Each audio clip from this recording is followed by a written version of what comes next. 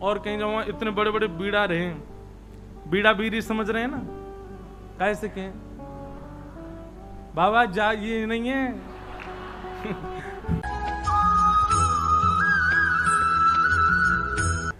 दूसरे एक भक्त और देवबंद से वृंदावन आए, इनका नाम था श्री छबील दास जी।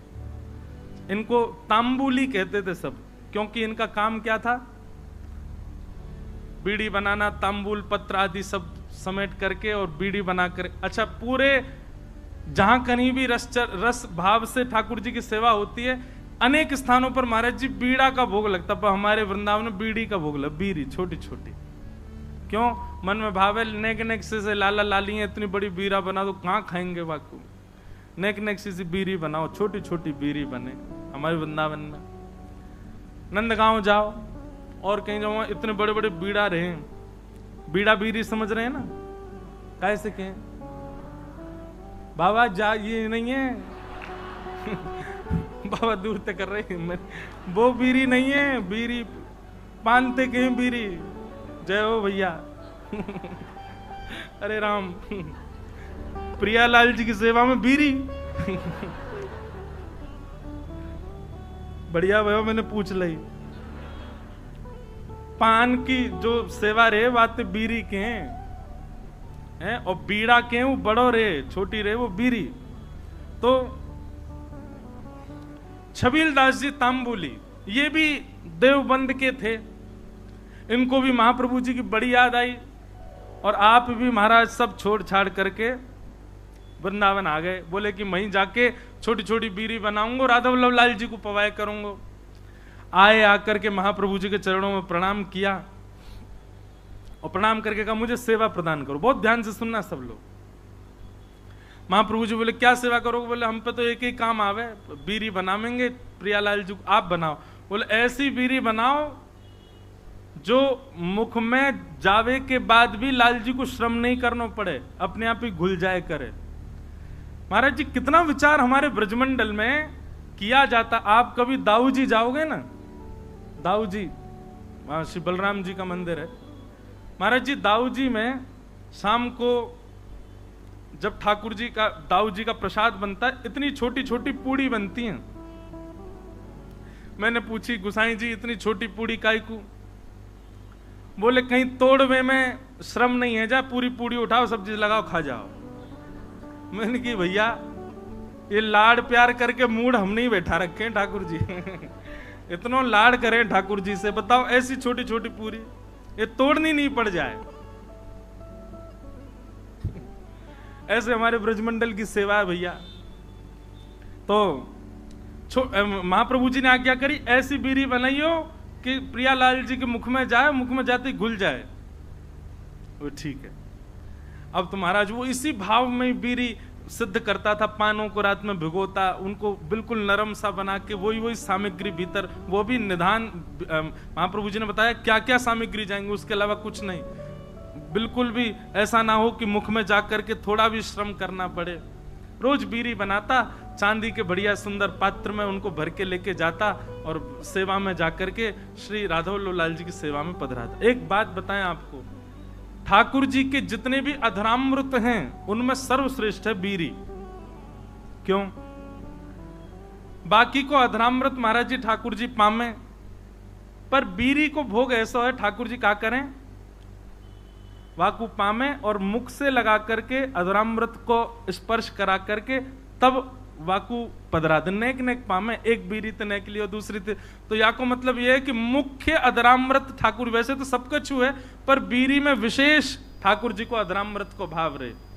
हमारे नाथ द्वार में भी महाराज जी श्रीनाथ जी कितना बीड़ी भोग लगाते हैं, 100-150 पान रोज पाते होंगे। बताओ महाराज, हर प्रसादी के बाद में, और जैसे भोग की थाली होती है, भोग की थाली ठाकुर जी के सामने पधरा दी जाती है। ठाकुर जी स्वयं पाएंगे या किशोरी जी पवाएंगे या ठाकुर जी किशोरी, हम लोग बाहर आ जाते हैं पर्दा करके। पर बीड़ी का तो नियम है कि बीड़ी आपको लेके ठाकुर जी के अधर से छुवानी ही पड़ेगी। तो मूल रूप से अधरामृत का स्पर्श बीड़ी को प्राप्त होता है, इसलिए बीड़ी प्रसाद प्राप्त हो तो समझ जाइयो अधरामृत ही है ठाकुर जी को। और बीड़ी की सेवा जाकू है सके, करो। लाल जी को बड़ी प्रिय मुखवास। तो ये छबील दास जी तांबुली आए और इनने बीरी की सेवा प्रारंभ करी। ठाकुर जी के लिए बढ़िया बीरी बनाते, चांदी के पात्र में ले जाके पधरा देते। महाप्रभु जी ने एक दिन बीरी को प्रसाद ठाकुर जी को पधरा करके, और जब अधरामृत है गयो, प्रसादी है गई, स्वयं पाए, बड़ा आनंद आया। महाप्रभु जी को लगे कि हाँ, ठाकुर जी के योग्य सामग्री बन रही है। एक दिन बड़े प्रसन्न थे महाप्रभु जी, तो विराज रहे थे, सब सेवक गण चारों ओर बैठे थे। अत्यंत प्रसन्न श्री हितरवंश महाप्रभु सबसे बोले, कछु मांगो भाई, तुम्हें कहा चाहिए। आज मैं इतना प्रसन्न हूं, आज प्रियालाल जी को ऐसा दर्शन भयो है, इतनो आनंद मन में उमड़ रहे हो कि मन एरो जो मांगोगे सो दूंगो, बताओ क्या चाहिए।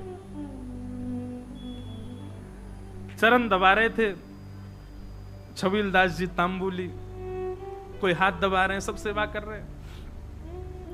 हाँ भाई तांबुली छबील दास, तू बता क्या चाहिए। तेरी बीरी पाई, बहुत बहुत स्वाद, और बिल्कुल ऐसा लग रहा हो कि हाँ प्रियालाल जी को सुख मिलता होगा, बता कहा चाहिए। आहा, छबील दास तांबुली चरण दबाते दबाते बोले, जो मांगूंगा सो दोगे। महाप्रभु जी बोले, कहा चाहिए बता, आज्ञा कर।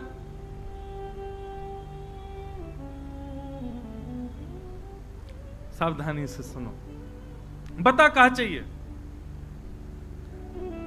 तो छबील दास तांबुली कह रहा है, बोले कि जय जय, हमें ऐसा अनुभव भयो, हमने ऐसी सुनी है कि श्री राधा वल्लभ जी आपसे बात करें, आपके संग बैठे, आपको हाथ पकड़ लें, आपकी गोद में बैठ जाएं कूद के। ऐसा सुख मोह कब मिलेगा? ये मोसों बात कब करेंगे? मेरो हाथ कब पकड़ेंगे? मेरी गोद में कब बैठेंगे? मेरे हाथन से बीरी कब पामेंगे? आपको देनो है तो महाप्रभु जी बस यही कृपा कर दो कि श्री राधा वल्लभ लाल जी प्रत्यक्ष काउदना मेरे सामने प्रकट हो जाएं, और जैसी लीला आपके संग करें, मेरी गोदी में भी कूद के बैठ जाएं एक दिन, मुंह को भी वो सुख मिले, ऐसा अनुग्रह कर दो। महाप्रभु जी प्रसन्न भाव में उठ रहे थे, धीरे धीरे अपनी सामग्रियां उठा रहे थे, संध्या के लिए जा रहे थे, और जाते जाते ऐसे ही बोल गए, चल ठीक है दियो, राधा वल्लभ जी कृपा करेंगे तो पे, और चले गए जमुना जी। कोई ऐसा भी नहीं कि विधि विधान से बैठ के आशीष दिया हो, उठ के जाते जाते बोल गए, चल दियो, कृपा करेंगे। नेत्र सजल है, बोले अब कब होगी कृपा ये तो जाने नहीं, पर गुरु आज्ञा है तो निश्चित कृपा होएगी।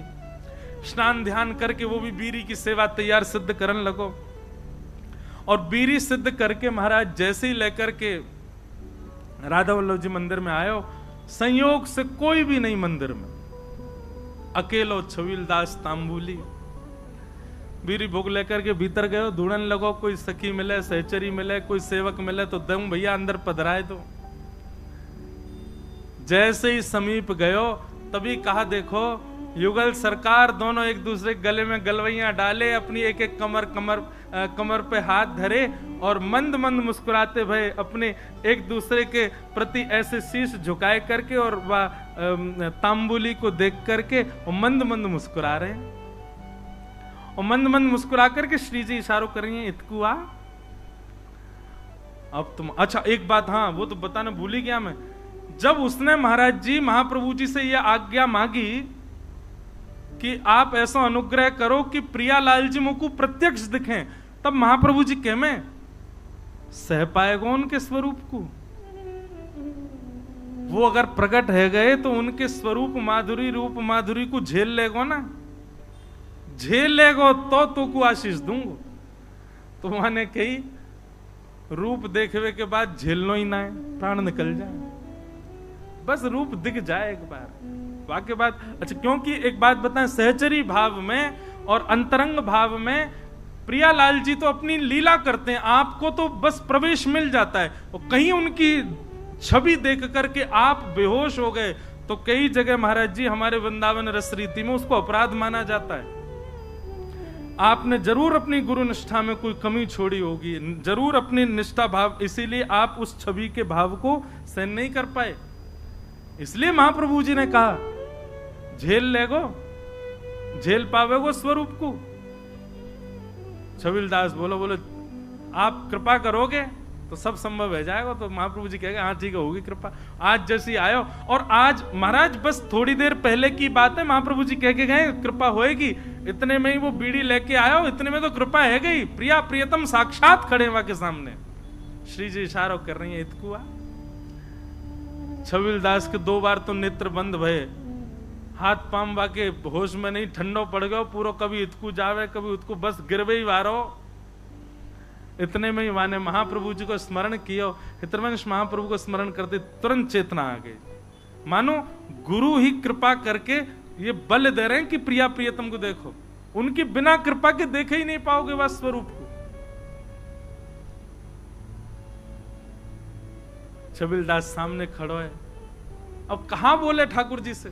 ठाकुर जी तो मंद मंद मुस्कुरा रहे हैं, श्री जी कह रही हैं जोर से मत मुस्कुरा दी, प्राण निकल जाएंगे आके।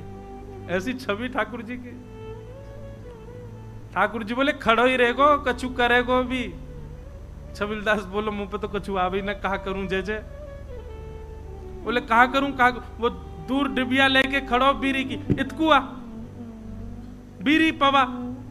अब वो गयो महाराज, हाथ पाम कांप रहे वाके, ऐसे डिबिया खोल के और ठाकुर जी के आगे पधराई दी। ठाकुर जी बोले बाबरो ही है बिल्कुल ही, अरे निज करसों उठा बीरी और मुंह में पवाए दे, इतनो विलंब काय को करे। जैसी बीरी उठाए करके ठाकुर जी के सन्मुख करी, ठाकुर जी इशारों के नहीं, पहले श्री जी को पवाए। श्री जी ने बीच में से बीरी आधी तोड़ करके मुख में लाई, बोले अब अधरामृत मुंह को पवा। जैसे ही पवायो महाराज, वो छवि निहार करके कौन सुध में रह सके। बस वहीं वह छवि को देखतो प्रिया प्रियतम लीला कर रहे हैं। अद्भुत छवि को दर्शन करते करते छबीलदास तांबुली ने वहीं प्राण त्याग दिए, ठाकुर जी में विलीन है गए। बोलो श्री राधा वल्लभ लाल की। क्या समझ में आई बात? भजन के प्रताप से, आपके भाव के प्रताप से कभी प्रिया प्रियतम दिख भी गए तो देखवे की सामर्थ्य और वास में कहा करनो, ये सामर्थ्य भी गुरु प्रदान करेंगे। ये हमारी गुरु शरणागति लो भैया। गुरु आज्ञा के बिना या गुरु कृपा के बिना प्रिया प्रियतम दिख गए तो हम झेले ही नहीं पाएंगे। और फिर का फायदा वास स्वरूप को देखवे को, जाके काजे हमने सबका चुकियो, वही के प्रति हमारा भाव नहीं रह पाए। ऐसे श्री हितवंश महाप्रभु ने कृपा करके दर्शन कराए। जय जय राधा वल्लभ हित हरिवंश, जय जय राधा वल्लभ प्यारो हरिवंश, जय जय राधा वल्लभ श्री हरिवंश, जय जय राधा वल्लभ हित हरिवंश, जय जय राधा प्यारो हरिवंश, जय जय श्री वृंदावन श्री वनचंद्र, जय जय श्री वृंदावन श्री वनचंद्र, श्री राधा वल्लभ लाल की। इस प्रकार महाप्रभु जी की कृपा अन्य अन्य भावों में सबको दिखती